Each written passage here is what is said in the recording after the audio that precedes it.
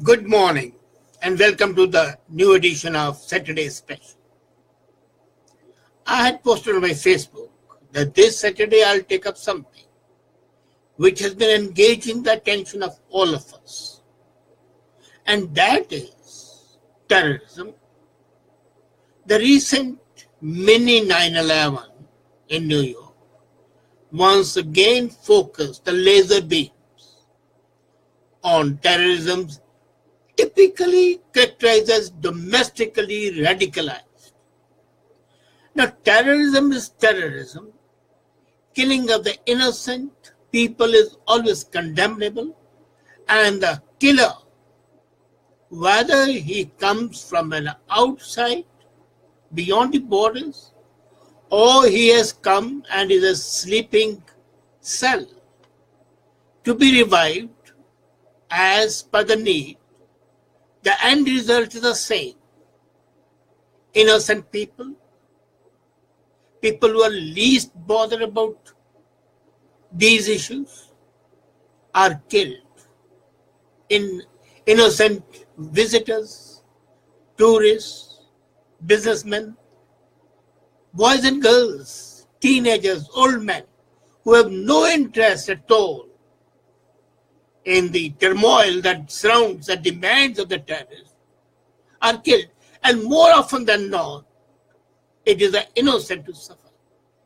Now, the attempt to brand it as domestically radicalized terrorism is something which engages my mind. If an immigrant comes to the country and for 10 years he has been there, and then he becomes on a rampage, you call it domestically radicalized. Have you ever thought who radicalized him? If somebody has been radicalized domestically, there must be a domestic place or a mentor who is radicalizing him. I accept that internet does impact, but does internet alone impact? No, it doesn't. And here is the role of religious places becomes suspect. Now, let me make clear at the very beginning, all religious places are not bad. All religious places are, in fact, a place of refuge from the worries and the tensions of day to day. And when the devotees go to the religious place, they go with their minds and hearts, with the reverence, with the hope that their journey and the visit to the religious place, whatever it might be, will give them peace, solace, and apply balm on the lacerated souls. The intention is, never bad. Most of the time it's not bad.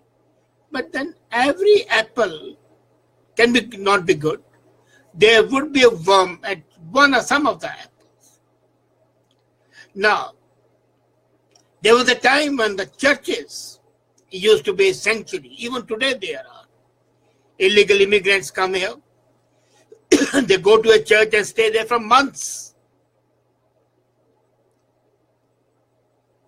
And is that a proper use of the church?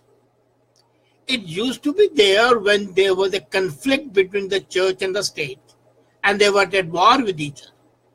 But now there is no conflict, so why should the churches act as sanctuaries? And we have seen that in Canada even. Some illegal immigrants who were ordered to be deported were ready to be deported, and just they went into the church and never came out, and they stayed there for months together. Is there a proper use of the church? No, it's not. Same is happening in some of the gurdwaras, the Sikh temples. Compare the peace and the calm when you visit the gurdwaras, where there's a golden temple or any other golden. The sweet music, the lilting sounds of the music cause vibrations in your mind and the brain. bringing you at peace. But then these very gurdwaras, some of them, display large pictures of terrorists. Now when the people, and especially the impressionable minds, go there and see these pictures, what would they be thinking? They would be thinking that these are the persons to be emulated, to be imitated, to be copied, to be followed. And there the poison starts spreading. And add to that, in case the priests or the speakers or the singers who come there start extolling the virtues of the so-called martyrs, who are in fact nothing but dreaded terrorists, then you're breeding terrorists. Then these places of worship have become the breeding grounds of terrorists. Same is true of masjids. The mosques have been traditionally criticized that while on the one side they are havens of peace and enable the followers to connect with their Allah. So far so good. But we cannot also deny the fact that that Imam in Ottawa or that Imam in Mississauga or that church in Mississauga and other places, I'm not naming anyone, okay. Some places there are fed on fundamentalist breed of Islam, and that breed is willing to wage jihad. So, are these religious places really performing the job of the religion, or are they the breeding grounds of the terrorism? It has been observed that all the so-called domestically radicalized terrorists have had deep connections with one of the wayward temples, churches, masjids. Again, I repeat, not all are bad, but some need to be watched. And not to be watched in the sense that we should know what's being taught there. As I talked of the gurdwaras, when I go to that and I see a large size life-size picture of 3, 4, 5 terrorists and people talking laudatory terms, I pity the impressionable mind who are hanging on the lips of the speakers as if some revelation is there. The same is about the so-called cry for jihad in some of the masjids. And these masjids are like the swamps. These gurdwaras are like the swamps which breed discontent with the present order and a desire to change that order, leading to the listener being converted into a fighter for the holy cause. He becomes a sort of a crusader to whatever cult or religion he might belong. So domestically radicalized terrorists, to some extent, is a result of being indoctrinated in the native country, then exposed to the impact of the family and the other people who are equally inclined, and then exposed to the machinations of some preachers who want to train and recruit the agents for their so-called unholy holy war. Now, the question arises, what can be done to solve it? Why should video cameras not be fixed in all the places of worship and be regularly monitored. If it's a praise of the God or the Allah or Guru, and after being recorded, we see that it's there and there is nothing wrong with that, then the mind should be set at rest. And since most of the religious intonations, religious speeches are in the native languages, simultaneous translation should be done of all that. So they should be recorded and translated, and then viewed by psychologists to perceive if something wrong is being said. This constant supervision is in no way intrusive, because the religious places are public places.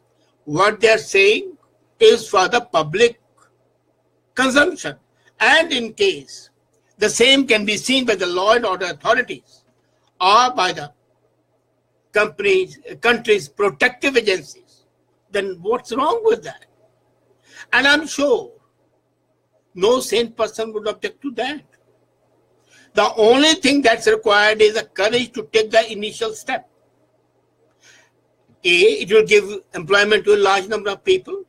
But today you have artificial intelligence. You can wire them all with a wireless video.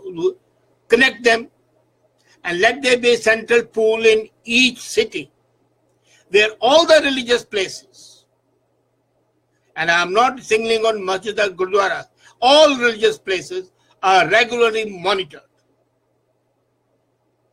That's the first step. The second step has to be that the people have to be made clear that in no circumstances would the religious place be allowed to use as sanctuary, as the churches have done, or as a breeding swamps for mosquitoes, the human mosquitoes, to breed and propagate. The governments of the day must be clearly secular and without any discrimination strike if they find a minutest possible evidence of something antisocial, anti-human being said. But at the same time, care has to be taken that that should be anti-social and anti-human, not anti-government. Criticism of the government should be accepted in any democracy. Criticism of any system should be accepted. But incitement to murder, to kill, to loot, and to create mayhem must be avoided and punished.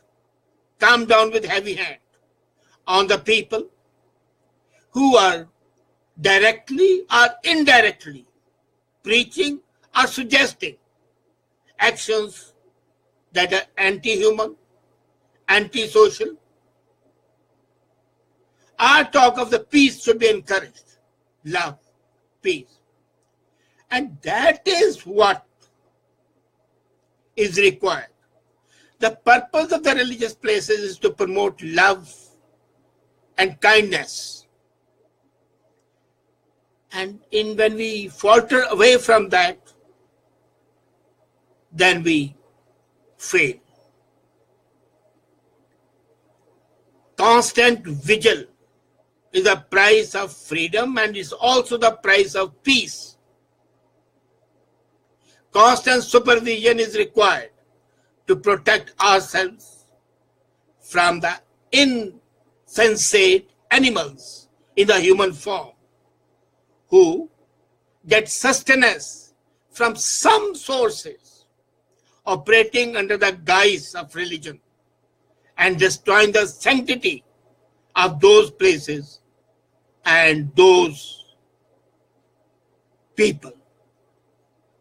Today happens to be the birthday of Guru Nanak, who said